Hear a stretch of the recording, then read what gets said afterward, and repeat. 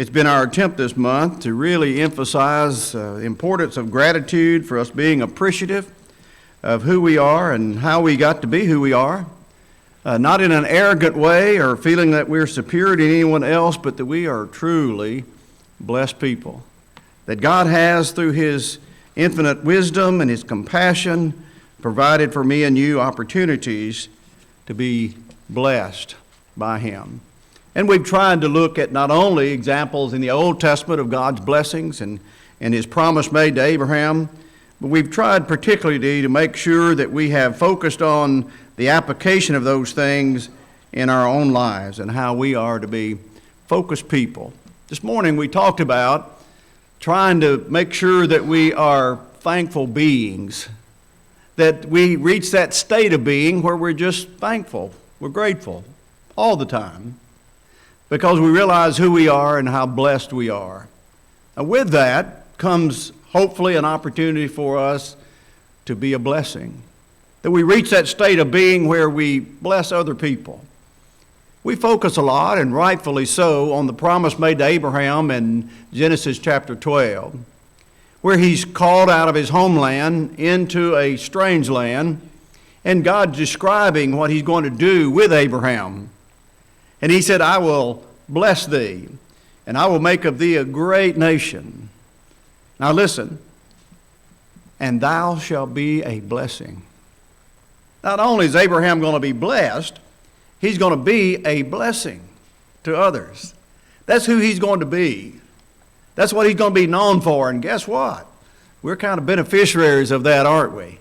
That Abraham did leave his homeland and he did go into that land of promise, and he was the one who provided that opportunity through his seed that all the nations of the earth be blessed. He continues in that promise by emphasizing that. I will bless them that bless thee, and I will curse them that curse thee. In thee shall all the nations of the earth be blessed. Now, you and I haven't specifically, as individuals, received a specific promise that God's going to bless us in that specific way, where we're called out of a specific geographical location into a specific different location, and in that process, here's how He's going to bless us. But He has called us out of a spiritual location in sin into a spiritual location in Christ Jesus, so that we can be a blessing. That becomes important, and you and I can define pretty readily blessings we receive from God. We realize that's His favor, that's His kindness, that's His forgiveness, that's His mercy. And so we don't really have a lot of trouble of understanding the kind of blessings we want. But we don't always translate that into the kind of blessing we want to be. And yet Abraham was told immediately that he was going to be blessed and that he was going to be a blessing. Now, I have been blessed through the promise made to Abraham, and obviously through God's love and compassion. But I haven't always reached the point where I want to be a blessing to others. I have been conscious that a blessed person ought to realize who the blessings come from, and if they recognize they come from God, immediately try to show the world the benefits of those blessings. You and I have a grand opportunity. As chaotic as this world is, as discouraging as it is to listen to the news or pick up the newspaper, as discouraging as that is, we could look at it a different way and say, of all the time that's ever existed, this could be the time that you and I could be a blessing. Now, we're not going to sit in the White House, and we're not going to be ambassadors to foreign countries and those kind of things, but boy, we are ambassadors for God right here where we are.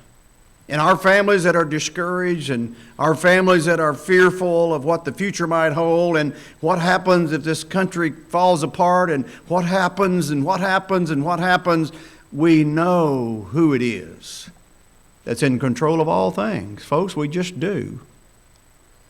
We do. And Abraham left a very familiar place for him, with very familiar blessings that he enjoyed.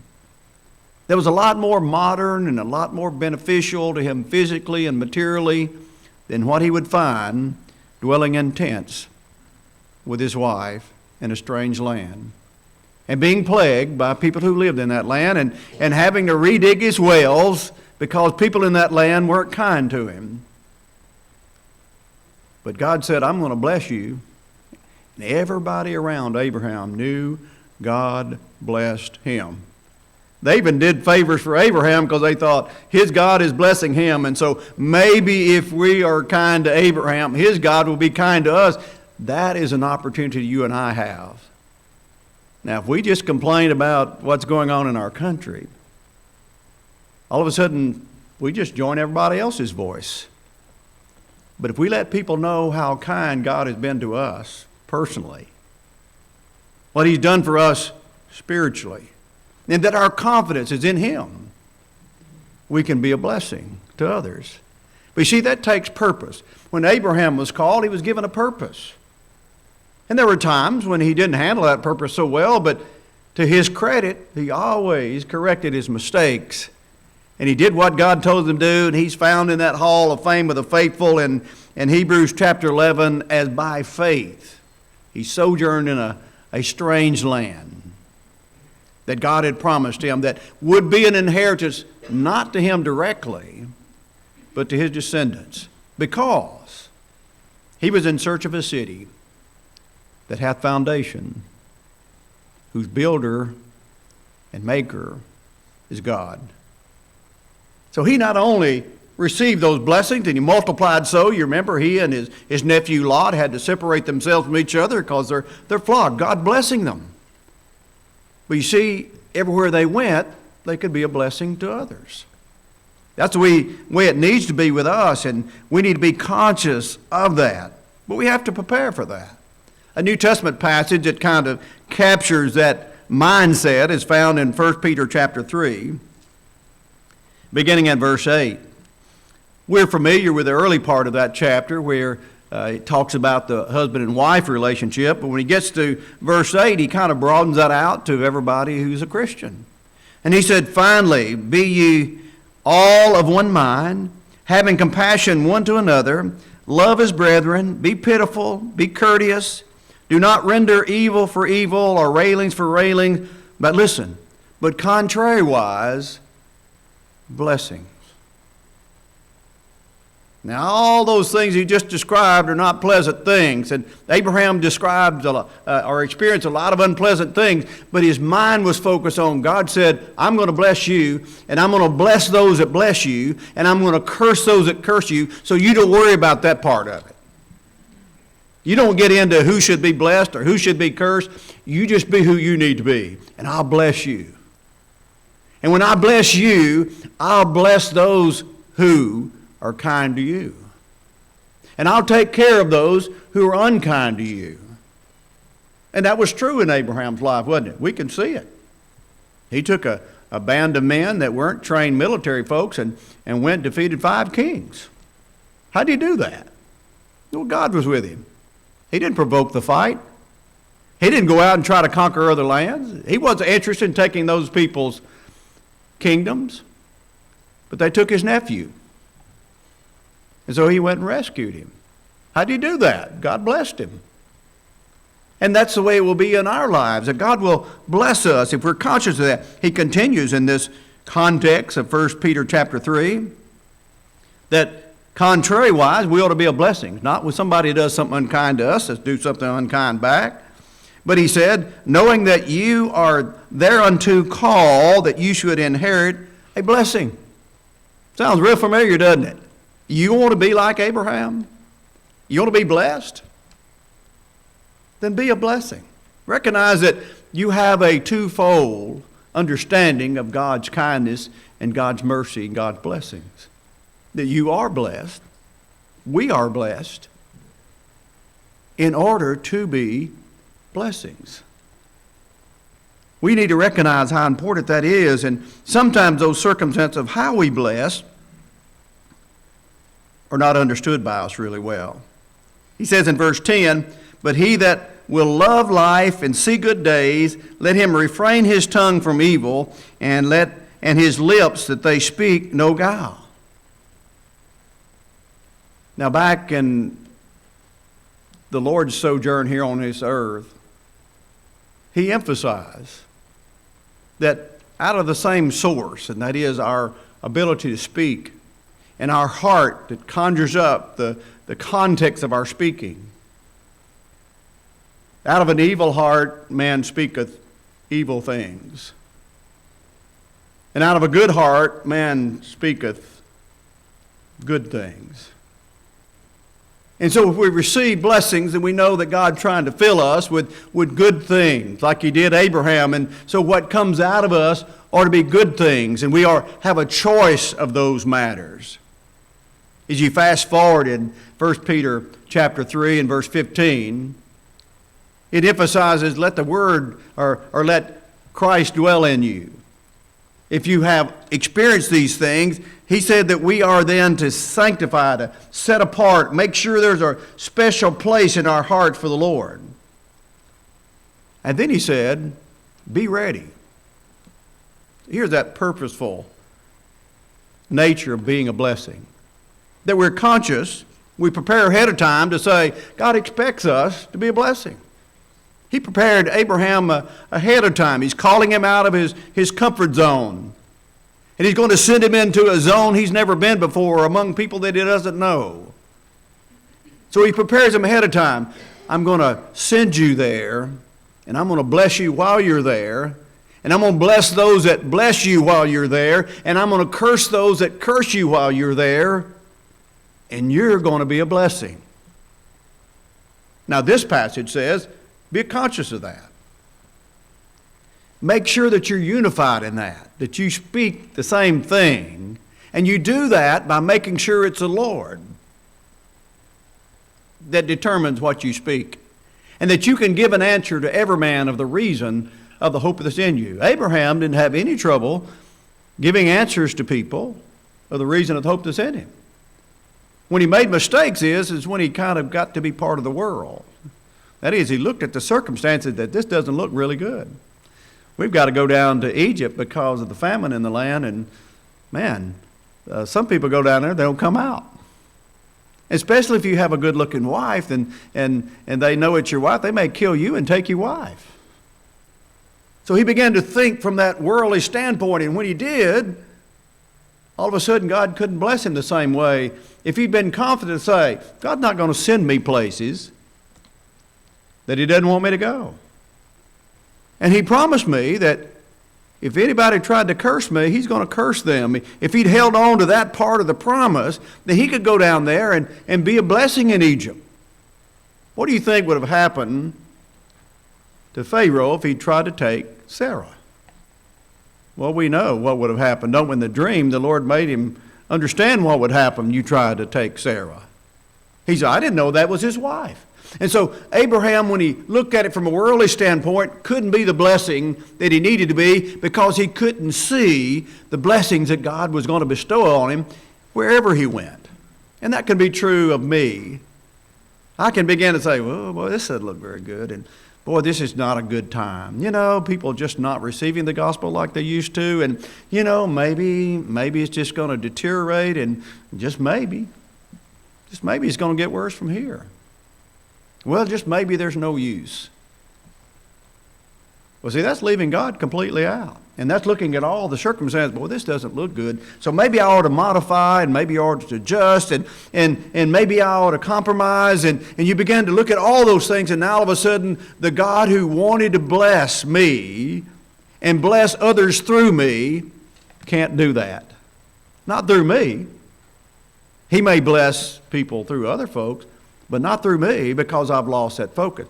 And so here's that context to plan ahead. And then the passage in 1 Peter chapter 3 and verse 8, be purposeful about it. Have intent behind it. To be a blessing. To do it on purpose. You know, when Abraham would dig wells and people would fill them up, he didn't declare war on those people. His family needed water. So what did he do? It says he redug the wells. What do you dig out of the wells? What everybody put in it. And so he's saying here, you don't return railing for railing and evil for evil. You just dig it out of there. You make sure you get back down to the right source. And he continues in that context in verse 11 and says,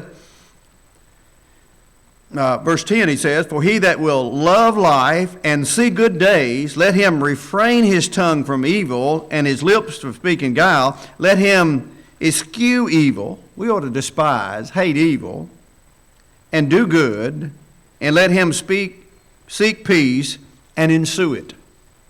Abraham was seeking peace with the people in the land. He didn't want to be in a fight with them all the time, and so they were trying to provoke a fight, and he just redug the wells. A lot of the geographical things we're learning about is people getting to their source of water. So you had to have the source of water to survive, and so what do? You redig the wells, and when people do evil things, we just dig out the evil things rather than returning the evil for evil. Because when we do that, we don't acknowledge, first of all, the blessings of God. We just acknowledge the evil has been done to us. And we cut off the possibility that we can be a blessing. And so we have to be purposeful about that and be a blessing, and not just be blessed, but be a blessing. Then he says in verse 12, "For the eyes of the Lord are over the righteous, and his ears are open to their prayers, but the face of the Lord is against them that do evil." So there's something I'm supposed to be doing that's not evil. Even though evil is being done to me, I have to do something different than that if the face of God is going to be toward me and his blessing is going to be upon me, and I'm allowed then to represent him. That becomes important for me to know and to understand and to focus on, to determine that I want to be a blessing. I enjoy being blessed. I have been blessed all my life.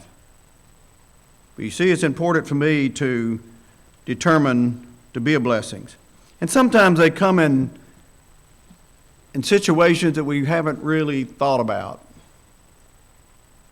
When Denise and I were a young couple and we lived in Bastrop, we had a visitation night where we'd go out as a congregation and visit church members and visit people who had visited our services, and maybe somebody turned in a name of a relative or a neighbor, but we had a long list of people we could visit. We'd pair up and go out, and I went out visiting with one of the deacons, and I was a young Christian, and so they tried to pair young Christians up with older Christians, and so we went out visiting. And a young couple had visited our services, so we knocked on their door, and they obviously were home. Their vehicles were there, and the lights had been on, and to start with, the TV had been flickering, and all of a sudden the TV wasn't flickering anymore.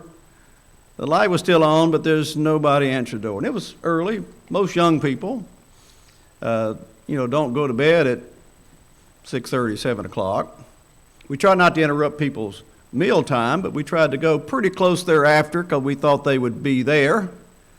They didn't answer the door. And it was discouraging to us, both of us. We were excited about them visiting our services, and we were excited to be there and tell them how much we appreciated it. And we thought, man, this would be great to have this young couple in our service, and nothing.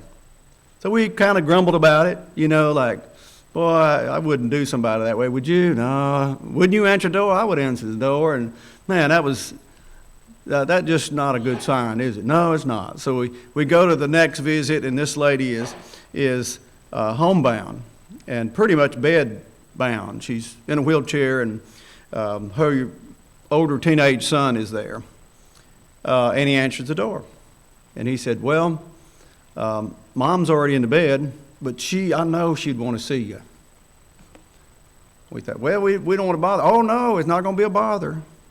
She'll get me good if I let you get away. So no, come on in. So we go in, and he has to lift her out of the bed, and she has a condition. It's an extreme form of arthritis, and she obviously was in pain. And you could tell she was trying to suppress that pain, but it was there. And the color of her skin indicated that this is a pain-experienced woman. You know what she did? She spent her entire time asking about different members of the church. Well, how's so-and-so doing? How's that new grandbaby of so-and-so? Hey, have you heard from the couple that moved to wherever it was? How are they doing? Oh, they were such a wonderful couple, and she was so positive and outgoing. We got lost in the visit. Just got caught up in being there with her. We got back to the car. The deacon said, "Wasn't that a blessing? Wasn't that a blessing?" He said, "Remember what we were saying when we left the young couple's house? We were just both grumbling, weren't we?" And I said, "Yes, we were." He said, "It's a choice, isn't it?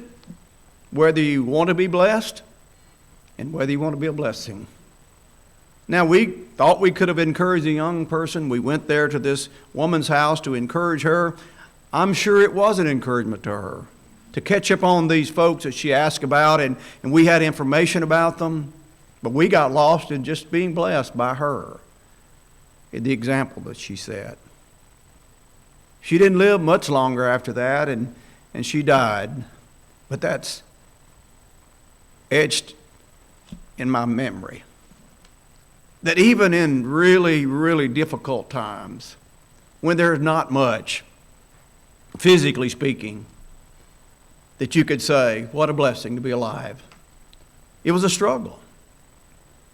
It was an obvious, constant struggle to bear up under that pain.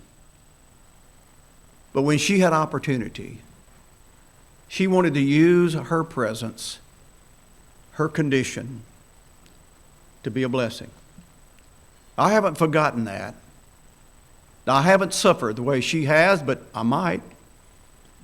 And I've tried to tell myself, if you ever get there, if you ever find yourself in a miserable condition, think about the people who are coming and going. Try not to grumble about your conditions. Try to use that occasion to bless someone. Thank whoever it is that's serving you or providing for your care. You could hear her thanking her teenage son for getting her out of bed. "Thank you for coming to get me. Thank you. Thank you." And she did that through all the pain. And so when I think about, we read these stories in the Bible, and Abraham had to live a real life that had physical challenges to it and had emotional challenges to it and had some things that he couldn't really see in the side view. He couldn't really see why are all these things happening. But what I know is where all my blessings come from, and he's promised me he's going to bless me, and he told me I was going to be a blessing. So while I'm here, that's what I'm going to do. And that becomes important for us to know. When you recognize that, when you really have an appreciation for that, you get to passages like Romans chapter 12, and it tells us to offer our bodies as a living sacrifice, and then through that chapter it tells us how. How to be kind to each other, and how to prefer each other, and how to build each other up, and how even to show kindness toward our enemies. Well, what's that all about? He's saying that's who you are. You recognize you've been blessed, and so you're going to make sure that you offer yourself to the Lord as that sacrifice, and you're going to prove all things and make sure you know what the Lord's teaching is all about, and then it's going to be seen in your life, and you're going to bless people through it. That should be my effort and my goal. I want to suggest something to us as we close. Marlene provided for us these calendars for December. What I suggest that we do is take these calendars. That's what I'm going to try to do. And on each day of December, I'm going to write at the top in the corner, be thankful. Like we talked about this morning, that be a state of being, that I remain constantly a thankful person. And right under that, I'm going to say, be a blessing. I'm grateful for what I receive. I want to be reminded every day, just look at the calendar and see who's having birthdays or who's having an anniversary and things that don't have anything on them, that I'm going to find somebody that has a birthday or find somebody that needs a card or find somebody that needs a call. And I'm going to be thankful that I have the opportunity to be a blessing to them, and I'm going to put forth the effort every single day of December. You know what's coming in January. We're going to make all kinds of New Year's resolutions, and we're going to make sure that if the Lord blesses us with 2024, here are the things we want to do. Well, let's make sure we close out 2023 with taking this whole month that we've looked at gratitude and thanksgiving and saying, I'm going to purposefully be thankful. That's who I'm going to be, a thankful person. And I'm going to do that every day, and I'm going to put that in that top left-hand corner. So the first thing I see when I look at every day is be thankful. Be a blessing. So that I can consciously, whatever I'm doing that day, if it's on the job, I want to be thankful that I have a job, and I want to be a blessing to those that I work with.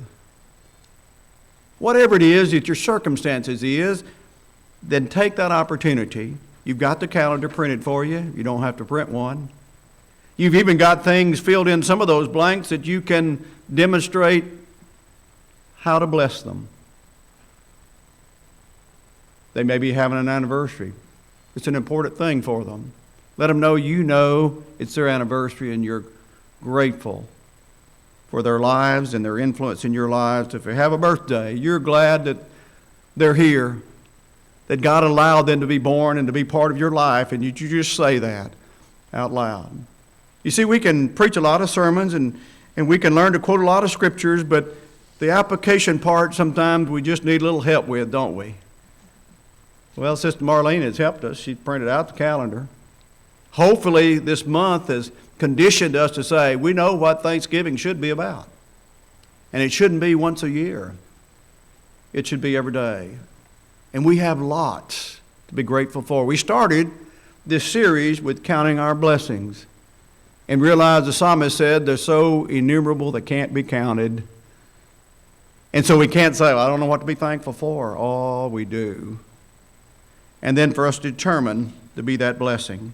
I want to pull this together in a passage that we use almost every service that has all the points that we made with the promise made to Abraham and the blessings that we received and we are to be. In Galatians chapter 3, it says, we are all the children of God by faith in Christ Jesus. For many of us are baptized into Christ and put on Christ. No more Jew nor Greek, no more bond nor free, no more male nor female. We're all one in Christ Jesus. And if we're in Christ, listen, if we're in Christ, then are we Abraham's seed and heirs according to the promise. What was the promise? I'm going to bless thee. And I'm going to bless those that bless thee. And I'm going to curse those that curse thee. Thou shalt be a blessing. Abraham is a blessing to me because he did what God told him to do. And he provided those things. And I want to remind you that sometimes we can get off course and sometimes we can forget those blessings. And an example of that is a descendant of Abraham, Esau. He was the oldest son. Should have been the one to receive the blessing from the sense of God's promise. But you remember he sold it because he was self-centered. What good is a birthright to me if I die of hunger? So he sold his birthright to feed his physical body. He didn't recognize the blessings of what that was. And you remember in chapter 27, the book of Genesis, in verse 28, or maybe it's 38, it's one of those eights. You remember what he said? When his father said, I've already passed out that blessing. That is the birthright blessing. He said, do you not have one more blessing? Still wanting to receive. And indicating why he wasn't the one. He didn't look at being a blessing. He just wanted a blessing. Do you not have one more? You've given the birthright blessing to Jacob. Do you not have another one? And when you get to Hebrews chapter 12, isn't it interesting that all those faithful people, including Abraham that's mentioned in Hebrews chapter 11, when you get to chapter 12, it said, don't be like Esau. He sold his birthright for a bowl of pottage. Don't be like him. Value the blessings you have and be a blessing. Every one of those in Hebrews chapter 11 are a blessing in our life because of the example that they set. We in our generation get an opportunity to do that. If you've not been baptized into Christ, tonight ought to be the night that you decide to do that. If we are in Christ, we ought to realize what a blessing. All spiritual blessings are in Him. Ephesians chapter 1 and verse 3. And since we're in Him and we have those blessings, we ought to be a blessing to others. We can help and assist you do that. You let that be known while we stand, while we sing.